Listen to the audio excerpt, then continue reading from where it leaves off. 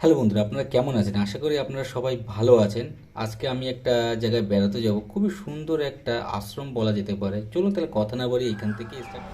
আমি কিন্তু এখানটা আশ্রমের পুকুরের পাশে এখানে চলে এসেছি। দেখতে পাচ্ছেন খুব সুন্দর একটা প্রাকৃতিক পরিবেশ। আর এই পুকুরে এখানে স্নান করছে, আর এখানটা পুকুরে কিছু ফুল এখানে দেখতে পাচ্ছেন, এগুলো হচ্ছে সব পুজো দিয়েছে, তারই ফুল এখানটা বিসর্জন দিয়েছে। দারুণ অসাধারণ একটা প্লেস, প্রাকৃতিক পরিবেশ, এবং এখানে নারকেল গাছ, আম গাছ, লিচু গাছ, সমস্ত গাছে এখানে ভরপুর।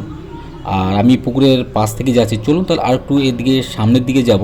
আর সত্যি অসাধারণ একটা মনোরম পরিবেশ, সমস্ত ভক্তবৃন্দ এখানে চলে এসেছে এটা আমি সাইড দিয়ে এখানে একটা ঈশ্বরের পুকুর কাছে থেকে যাচ্ছি প্রার্থনা আমাদের করবার জন্য। মানে চলুন আমাদের তাহলে আর একটু সামনের দিকে পঞ্চমের যাই। সেবাশ্রমের পাশে পুকুর,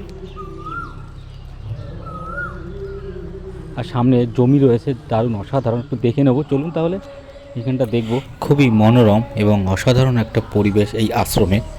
এইখানে প্রতি বছরই আমি আসি। যাই হোক, অসাধারণ একটা, সামনে এখানে দেখতে পাচ্ছেন এখানে ধান ক্ষেত, আর এখানটা চাষ হচ্ছে।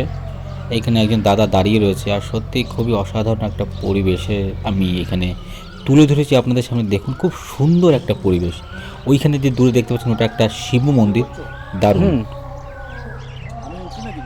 না না না,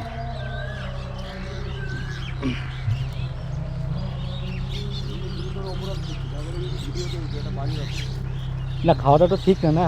সেটাই তো বলছি, গুরুতর ইয়ে করছে, অপরাধ করছে, তারপরে আমার যদি ভিডিও করতে একটা বাজে রাখা আপনি স্বীকার করেন না। কোথায় দাদা আপনার বাড়ি? মৌসুমি মস্কন্তপুর।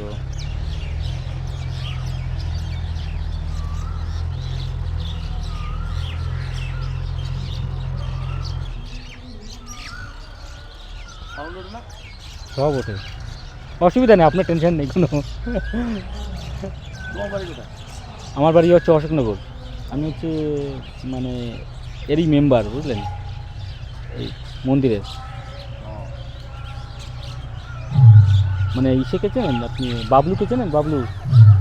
ওই তো যে লম্বা করে যে ডিফেন্সের না না, ডিফেন্সে না।